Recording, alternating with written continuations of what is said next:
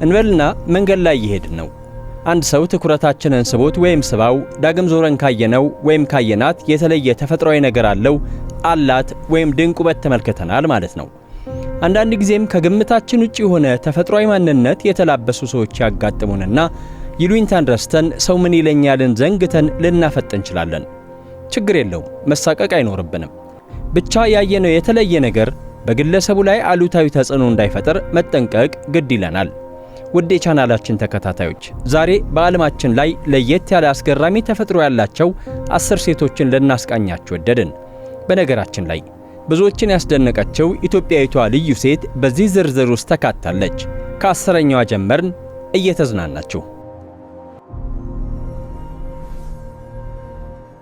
10ኛዋ እርጅና የማይጎበኛት ሴት ናት። ሩሲያዊቷ ሉይቮ ሙቻሊና የዓለማችን ሴቶች ሁሉ አጠገባቸው እንዳይደርስ የሚመኙት እርጅና ቅሪብኝ ያላት ምናልባትም እድለኛዋ ሴት ናት። ይህ አስገራሚ እውነታ ታዲያ ዝም ብሎ የመጣ አይደለም። ነገሩ የገረማቸው ሐኪሞች ባደረጉላት ምርመራ ከሚሊዮኖች አንድ የሚከሰት የዘረመል ወይም የጄኔቲክ ችግር ምክንያት እንደማታረጅ ደረስንበት ብለዋል። በአካላዊ ሁኔታዋና መልኳ ዘመናትን ከተሻገረው እውነተኛ ዕድሜዋ ጋር ፍጹም ተቃራኒ በሆነ ሁኔታ ወጣትና ውብ ሆና መታየቷም ብዙዎችን አስገርሟል። አሳዛኙ ነገር የዘረመል ችግሩ በራሱ ጊዜ የሚመጣ ነውና እርሷን የነካት በነካኝና እርጅናን ርቄ እንዳማርኩ በኖርኩ ያሉ ብዙዎች ከምኞት መዝለል አልቻሉም። 9ኛዋ ነፍስ ያላት ስጋም የለበሰች አሻንጉሊት ናት። በዩክሬኗ ኦዴሳ ግዛት የምትኖረው ቫሌሪያ ሉካያኖቫ ተፈጥሮ አሻንጉሊት አስመስሎ ያስቀመጣት ናት። ምናልባትም አሻንጉሊቶቹን እርሷን እያየው ሰርቷቸው ይሆን እንዴ ታስብላለች። አንዳንዶቻችን እግዚአብሔር የሰጠንን ልዩ ማንነት ተጠቅመን ብዙ ቦታ መድረስ የምንችል ብንሆንም በስንፍናም በዝንጉነትም ሳንጠቀምበት እንቀራለን። አሻንጉሊት መስላ የተፈጠረችው ሉካያኖቫ ግን ይህን መሰል ስንፍና አይሞክራትም። በተፈጥሯ ምክንያት በመላው ዓለም ያገኘችውን ዕውቅና ለመጠቀም ያለ እረፍት የምትተጋ ሲሆን አመጋገቧን ከመጠበቅና የባለሙያ ምክር የታከለበት የአካል ብቃት እንቅስቃሴ ከማድረግ ጀምሮ በተጠኑ ውበት መጠበቂያዎች ራሷን ትንከባከባለች። ይህም ቀላል የማይባል ገቢ አስገኝቶላታል።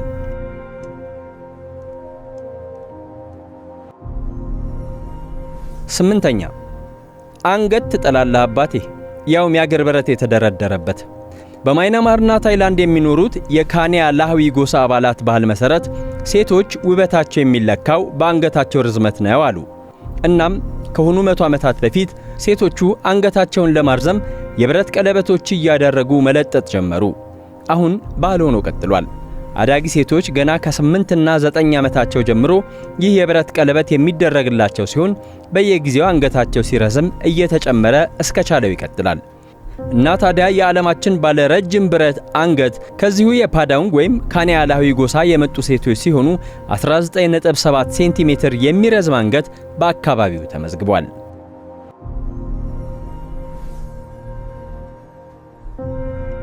7ኛ ላይ የተቀመጠችው አስገራሚ የዓለማችን ሴት የዓለማችን ረጅሟ ሞዴልም ናት።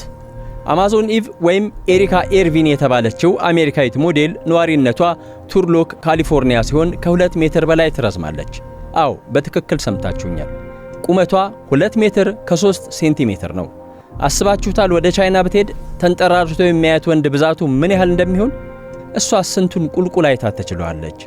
የሆነ ሆኖ ኤሪካ ኤርቪን የዓለማችን እጅግ ረጅሟ ፕሮፌሽናል ሞዴል ስትሆን ቁመቷ ባመጣላት እንጀራ አሜሪካን ሆረር ስቶሪ በተባለ ፊልም ላይ በመተወን በብዙ 100 ሺህ የሚቆጠሩ ረብጣ ዶላሮችን ማፈስ ችላለች።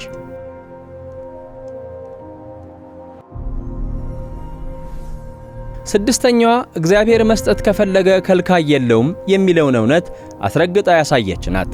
ፓኪስታናዊቷ አሪፍ ሱልጣን። ሐኪሞች ዩትረስ ዲዴልፊስ ወይም ድርብ ማህፀን ሲሉ የሚጠሩት ተፈጥሯዊ ክስተት እንደ ስሟ አሪፍ በሆነ ሁኔታ በእርሷ ዘንድ ይገኛል። ሁለቱም ማህፀኖቿ ያለምንም ችግር ጽንስ የሚቋጥሩ ሲሆኑ በአንድ ወቅት በሁለቱም ማህፀኖቿ መንታ ልጆችን 9 ወር ከ5 ቀን ጸንሳ በቀናት ልዩነት ያለምንም ችግር በሰላም ተገላግላለች። እና ተሳሳትኩ፣ ስራህ ግሩም ነው እግዚአብሔር ሆይ አትሉም? እስቲ እኔም ትንሽ የምገረምበት እናንተም ሰብስክራይብ፣ ላይክ እና ሼር የምታደርጉበት ፋታ እንውሰድ።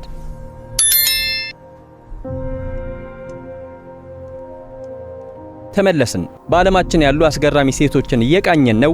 5ኛዋ ጋር መጣን። የእውነተኛው ዓለም ራፑንዘል ወይም ጸጉሯ ወርዶ ስሚታ ሺርቫስታቫ ትባላለች። ያው መቼም ሀገሯን መገመት አይቸግራችሁም፣ የጸጉር ነገር ነዋ። ህንድ ኡታር ፕራዴሽ ግዛት ነው የተወለደችው። የዓለም ድንቃ ድንቅ መዝገብም አቻሜለህ ብሎ የረዘመው ጸጉሯን መዝግቦት 5 ሜትር ከ91 ሴንቲሜትር ይረዝማል ብሏል። ለስንቷ ጸጉር አጠር የሚሆነውን ሂዩማን ሄር እንደ ዋዛ ይዛው ትውላለች ታድራለች። መቼም ይታደሉታል እንጂ አይታገሉትም አይደለም የሚባለው።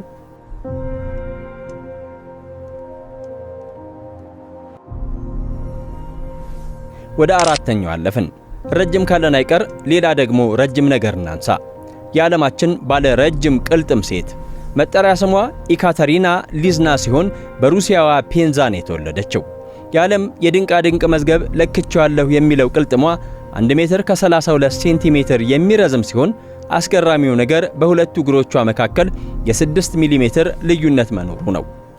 ጠቅላላ ሰውነቷ 2.6 ሴንቲሜትር የሚረዝመውና አሁን 38ኛ ዓመቷ ላይ የምትገኘው ኢካተሪና ሊዝና ለዓመታት የባስኬትቦል ተጫዋች ሆና ዝናን ያተረፈች ሲሆን የጫማ ቁጥሯ 47 ነው።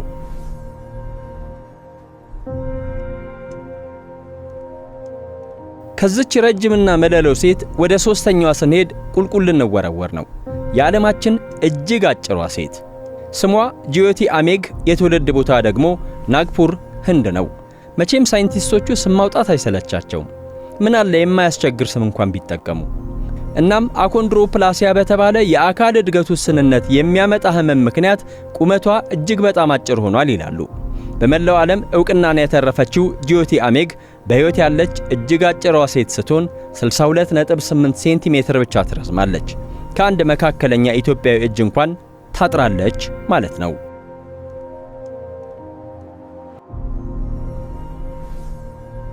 መገረማችንን ቀጥለናል። አንደኛ ደረጃ ላይ ከተቀመጠችው ኢትዮጵያዊት በፊት የ92 ዓመቷን አስገራሚ እናትና አልወለድም ያለውን ልጃቸውን ጉዳይ እናንሳ። ሁለተኛው የዓለማችን ድንቅ ሴት ከላቲን አሜሪካዋ ቺሊ የተገኙት ስቴላ ማሌንዴዝ ናቸው። በአንድ አጋጣሚ ህመም የተሰማቸው የ92 ዓመቷ ባልቴት ሐኪም ቤት ጎራ ይላሉ። ምርመራ ያደረጉላቸው ሐኪሞችም ያዩትን ነገር ማመን ያቅታቸውና ተጨማሪ ምርመራ ያደርጋሉ። እውነታው ግን ሊለወጥ አልቻለም። ባልቴቷ በማህፀናቸው ውስጥ ጽንስ እንዳለ ይደርሱበታል። የምርመራ ውጤቱም ጽንሱ ለ50 ዓመታት ያህል ሳይወለድና ህመም ሳይፈጥርባቸው ባለበት ረግቶ በማህፀናቸው እንደቆየ አረጋግጠዋል። መቼም የእናቱ ማህፀን ሞቆት ነው እንጂ ሌላ ምን ሊባል ይችላል? አብሯቸው መቃብር የሚወርድ ይሆናል። ወይ የእግዚአብሔር ሥራ አትሉም?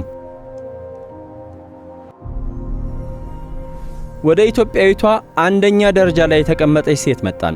ከንፈሯ ላይ ያለው የሸክላ ሳህን የሚገርም ነው። አታዬ አሊጌ ዳኜ በሀገራችን ደቡብ ኦሞ የሚገኙት የሱርማ ጎሳዎች አባል ናት። ለትዳር ትልቅ ቦታ በሚሰጡት የሱርማ ወንዶች የሴቶች ውበት የሚለካው በሚቀቡት ሽቶ፣ በዲዛይነር በተሰራው ልብሳቸውና በሂዩማን ሄራቸው ውድነት አይደለም።